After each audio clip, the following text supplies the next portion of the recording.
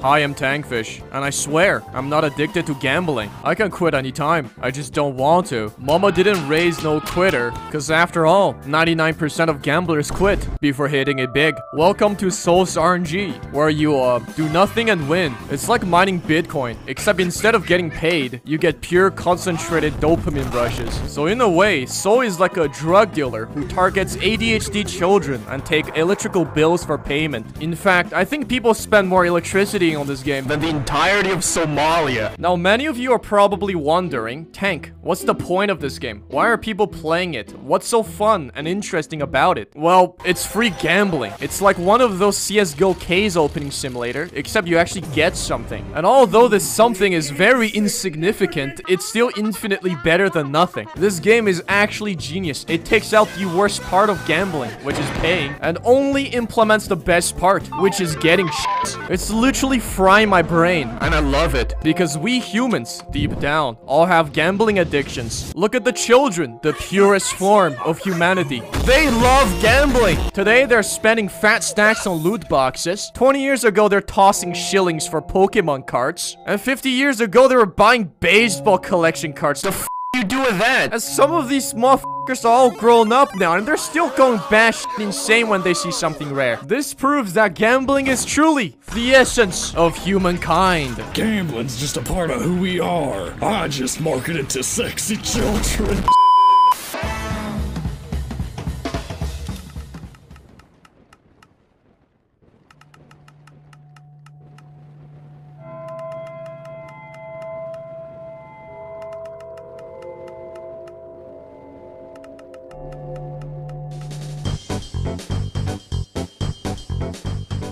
At first, it will seem to you that the only thing to do in this game is to click on the auto roll button and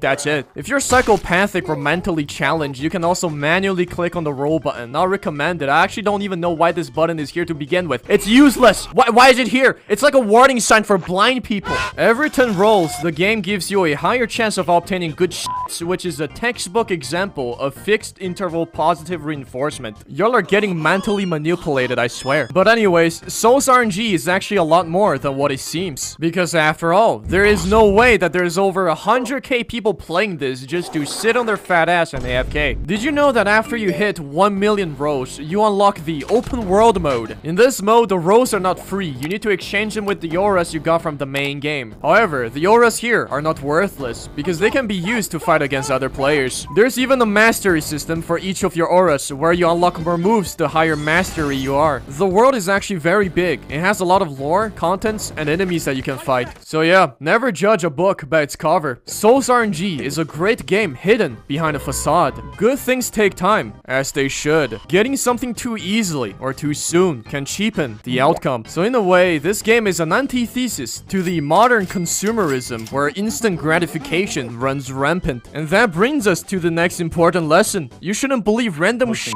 people say on the internet. Gaslighting, gaslighting. I have gaslighted you all. Yes, this game is all about clicking on the auto roll button and f***ing off. That's literally it.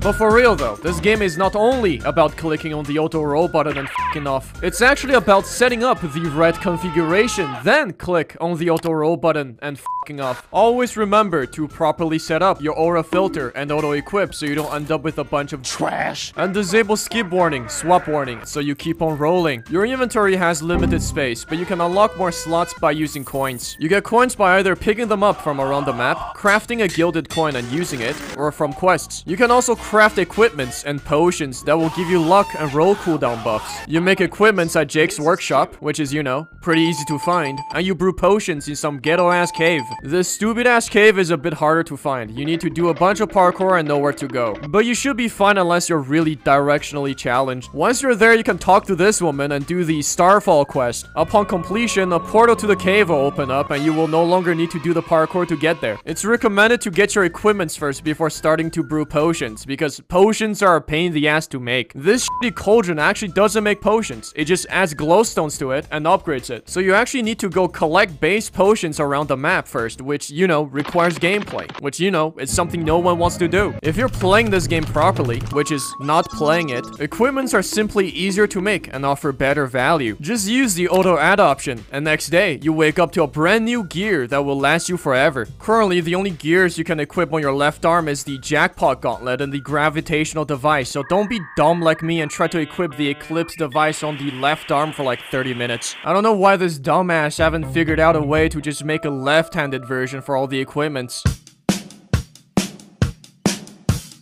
The devs lied. Y'all are being gaslighted and bamboozled. You see, mathematically, the game doesn't make sense. If you passed your 7th grade math class, you would know that in probability, the sum of all possible outcomes is always 1, aka 100%. Well, that is not the case here. If you start adding up the probability of all the auras, you'll quickly find out that it's actually more than 1. So what the f is it? It's not probability for sure. Is it odd instead? But if you convert the odd to probability, it still wouldn't make sense. What is luck? What the f is luck? How does it work? I don't fucking know. It's like plus 100 luck on a dice roll. Well, how does that work? You got 2 times the chance for every number. That's still 1 out of 6. It says on the wiki that this is the formula, but this still doesn't make sense. What if I apply this formula for the common aura? What is this?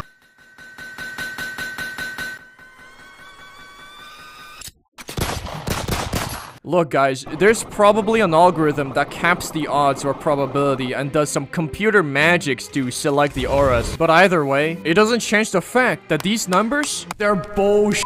They're lies. Facades. Wake up, people. Other than that, there's like biomes and shit, and some auras have a higher chance to appear in certain biomes or conditions. But sometimes a thing called breakthrough happens, which is when you get an aura from a biome that is not there, but you got it anyways, and that's supposed to be rare. All of this makes the probability all f***ed up, so who cares? The bigger the number, the better. Just keep on rolling. Eventually, you'll get the good stuff. It's just that eventually could be tomorrow or never. Look, I'm not really a math guy. I just click the auto roll button and I f*** off. Your first grinding priority is getting the best gears available. This is actually the most fun part, because you have a clear goal here and there's light at the end of the tunnel, so enjoy it while you can. After you got all your shits, it's time to just AFK. For how long? Only God knows. You're stuck in a limbo. You might get the rarest aura on the next roll, or you might never get it. The only thing that keeps you going is the thought that you might roll Archangel next. The dumber people will simply AFK and get kicked. The smarter ones will have an auto clicker to ensure that they keep on rolling. And the crackheads will play the game, crafting potions and shits for giga luck. But they're all playing it wrong, because the real way to play it is to download a macro and have it play for you. Mine can automatically do the parkour, collect items, craft me potions, do my homework, and earn millions on the stock market. But I have taken the grind even a step further. Mathematically speaking, if you have 2 accounts AFKing and so RNG at once, then your odd of getting a good aura doubles. I had like 6 accounts multi-box on the game. The other day my mom asked me why the electricity bill went up 3 times this month, and yeah, it didn't end well for me. Just like any other Roblox games, RNG has to be pay to win in some ways. If you really want the maximum gambling efficiency, you need to buy the quick roll that skips animation with 100 bullbucks. It makes the roll 5 times faster, meaning you're literally buying time with money. So if you don't have the bullbucks, maybe it's time to go flip some burgers.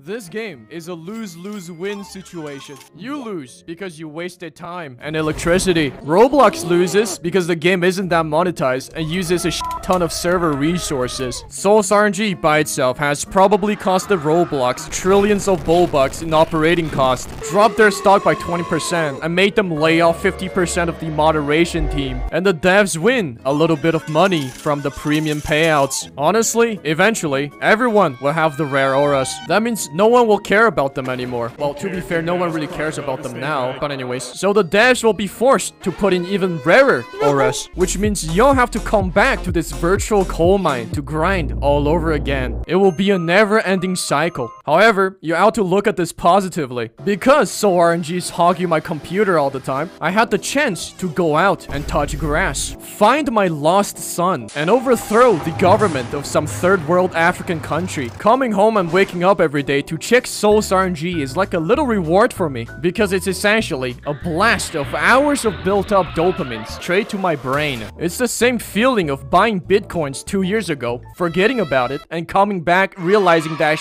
tripled in value. Playing this game might make you develop some weird cult-like beliefs such as lucky servers or lucky spots. My brother in Christ, it's all in your head. Please keep the private server channel clean. I want to see servers with glitch biomes, not fucking lucky server number 42069 that's not backed by scientific data. Anyways, here's a to-do list from a Souls RNG veteran for all your newbies. Number 1, leave. So yeah, that's it for the video. And just like Souls RNG, it's actually just a nothing burger. Subscribe, like, and comment E, or I will send you to the coal mines.